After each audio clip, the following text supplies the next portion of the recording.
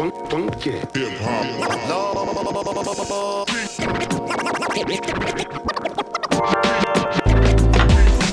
everybody, welcome back behind the bar with me this evening.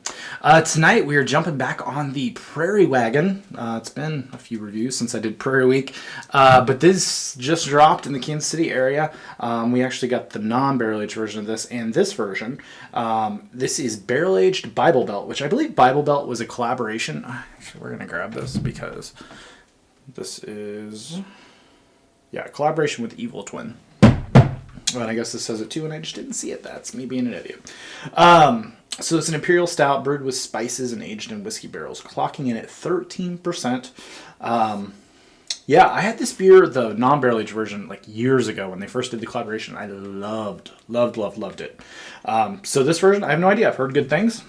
So I've heard the non-barrel aged version this time around is very similar to Bomb, whereas this version is supposed to be really good. So we'll see. I haven't seen a review or anything of it so far. So let's get it out into a glass and see what we think.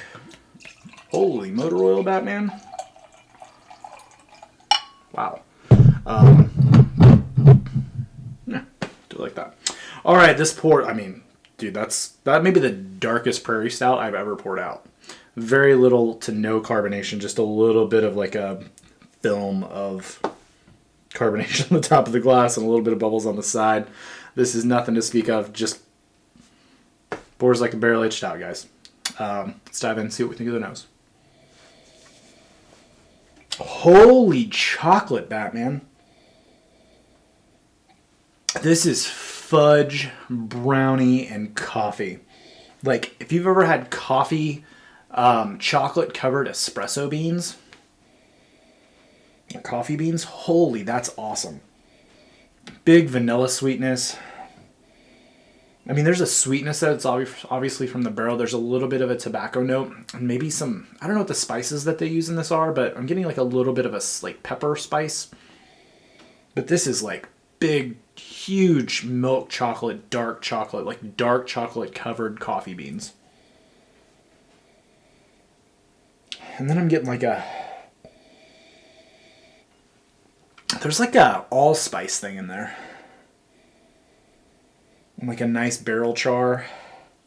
The nose on this is huge. Like, it is like in my nostrils, huge. This smells awesome. I can't wait any longer. It's actually a tad colder than I want it to be. It was in a fridge, and usually I just pull this kind of stuff out of the cellar. But who cares? Let's dive in. Cheers, guys. Oh, wow.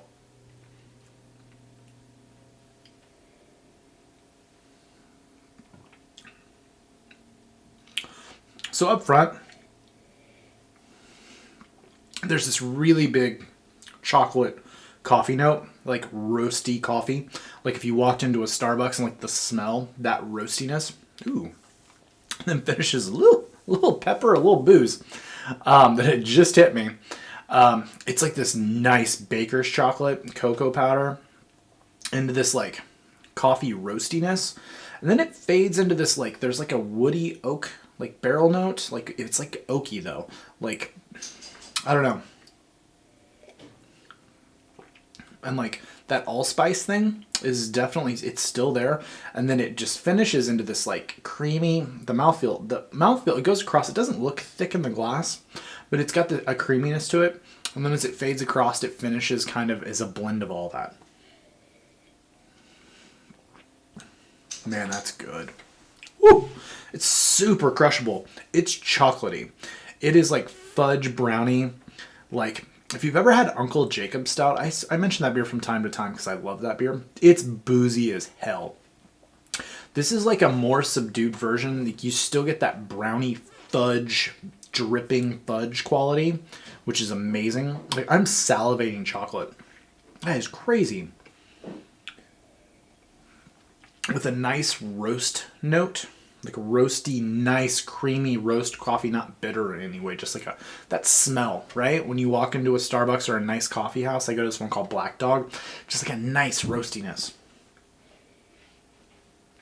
And then it just goes, it's not boozy at all. It's got a nice vanilla sweetness that sits there throughout that I guess I hadn't mentioned yet. It's got a vanilla barrel note. that sits there that is just delicate and amazing.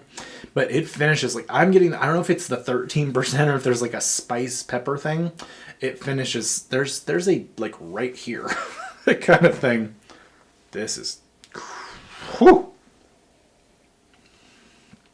Man, that is good. This reminds me of a blend of, so I went to Prairie a little while ago down in Tulsa, and you could buy a deconstructed bomb flight. And I feel like when I had those individually, and they were barrel aged, like the vanilla one was insane, but the notes from those that were so much more pronounced than bomb itself, I feel like this is a more pronounced version of barrel aged bomb with big chocolate.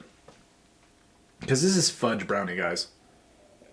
Wow, that's good. I mean, as far as I don't understand a couple things. One, I looked up on Beer Advocate before on this. I don't know why I did, but I looked it up. It's like a 93 out of 100, which is just criminal to me.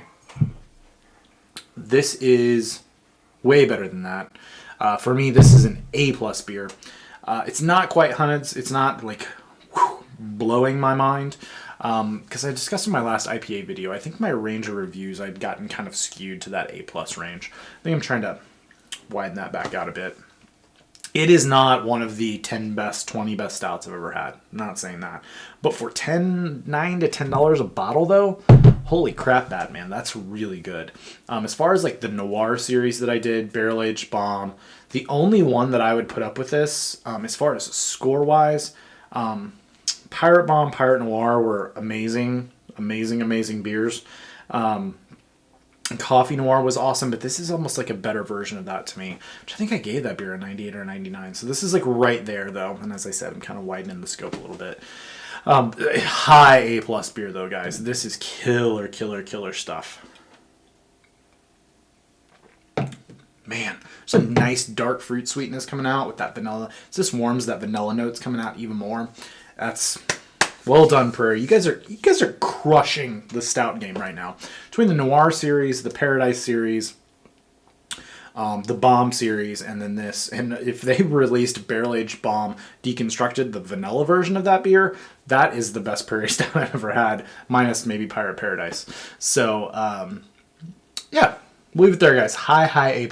Amazing stuff. If you can get this beer, seek it out. This is worth getting. I don't know what it trades for. It might be worth trading, like getting a couple of different Prairie beers or maybe a couple of these. I have one more. I don't know if I'll keep it or if I'll send it off for somebody else to review, or what I'll do. So we're going to leave it there, guys.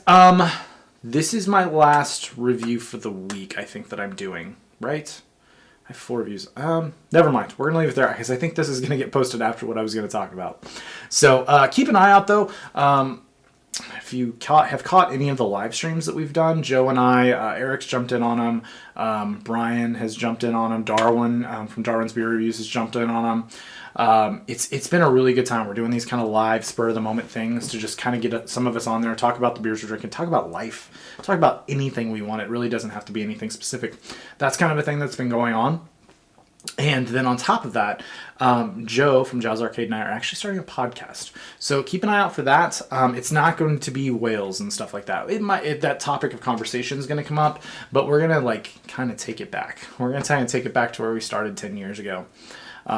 15 years ago, whenever we started drinking. How am I? 34, 13 years ago. But I drank in high school, so 15. We're going to take it back to that and talk about how we got to this point, talk about things going on in the industry across, not just at the upper tier, like your tree houses, we're going to talk more of the shelf level, if that makes sense. But it'll involve everything. But we're just going to kind of take it to where the industry's gone and talk about some things. And who knows if anybody will even listen to it. So I don't know if we're going to live stream it. I'm still kind of determining how to do that because I don't really know. I have downloaded the software and done some tests and know how to record it and get it posted and all those things and process it and edit it and all that, but I don't know how to live stream it and not cost way too much for something that we're just doing for fun. So it may just be something that's uploaded and you guys get to listen to. Who knows? But we'll leave it there, guys. Thanks for watching. Thanks for coming behind the bar. Thank you for the likes, subscribes, and comments. Until next time, cheers.